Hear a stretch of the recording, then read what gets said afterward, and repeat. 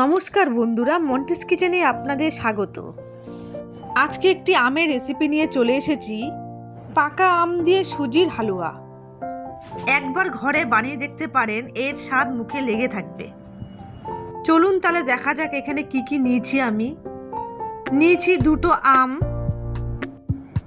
চিনি, সুজি, একটু গুঁড়ো দুধ, কাজু, কিশমিশ, কাঠবাদাম আর এলাচ, আর নিয়েছি একটু লিকুইড দুধ। এবার সবার প্রথমে আমটাকে কেটে নেব।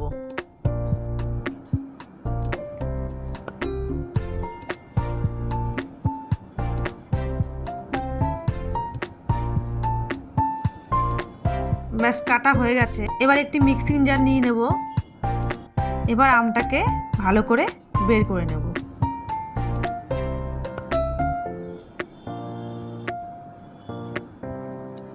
ব্যাস, ভালো করে নিয়েছি। এবার এটা পেস্ট করে নেব।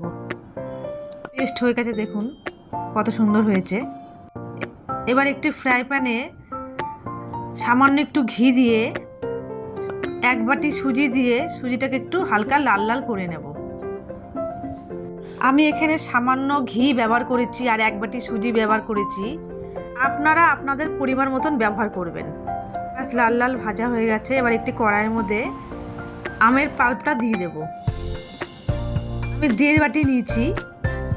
এবার একটু নেড়ে জলটাকে ভালো করে শুকিয়ে নেব। এবার যতক্ষণ না শুকোচ্ছে, এবার আমি গুঁড়ো দুধটা গুলে রেখে দেব।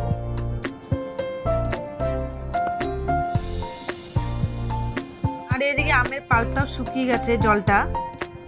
এবার এর মধ্যে দিয়ে দেবো 1/2 বাটি চিনি। আপনারা আপনাদের পরিমাণ মতন মিষ্টি দেবেন। চিনি দিয়ে আবারও 2 মিনিট ভালো করে জাল দিয়ে দেব। এবার দিয়ে দেবো এর মধ্যে সুজি। এবার একটু নাড়াচাড়া করে দিয়ে দেব গুলে রাখা গুঁড়ো দুধ।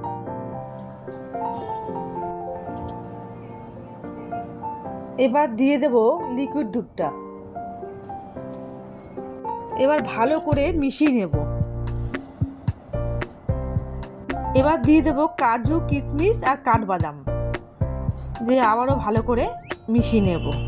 দিয়ে দেব সামান্য একটু এলাচের গুঁড়ো আর সামান্য একটু নুন। নুনটা একদম সামান্য দেবেন।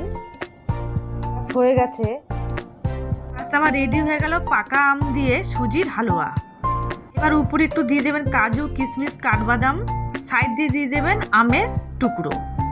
আমার এই রেসিপিটি আপনাদের যদি ভালো লেগে থাকে, যারা ফেসবুক থেকে দেখছেন তারা পেজটিকে ফলো করে দেবেন, আর যারা ইউটিউব থেকে দেখছেন চ্যানেলটিকে তারা সাবস্ক্রাইব করে দেবেন।